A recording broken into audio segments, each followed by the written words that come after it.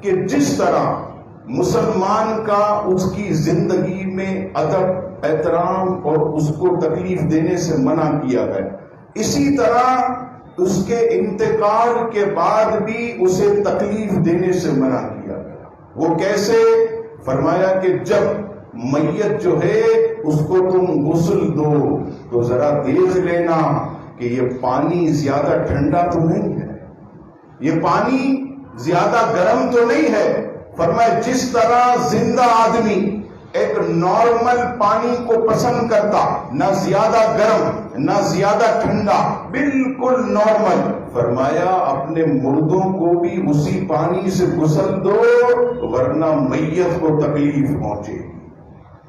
میت کو فرمایا جب تم اٹھاؤ تو آپ نے دیکھا ہوگا کوئی ایسے آڑا ترچھا کرتا، فرمایا نہیں، تم جو ہے وہ میت کو کرینے سے اٹھاؤ، طریقے سے اٹھاؤ تاکہ اس مسلمان مرحوم کو جو ہے کسی قسم کی تکلیف نہ ہو۔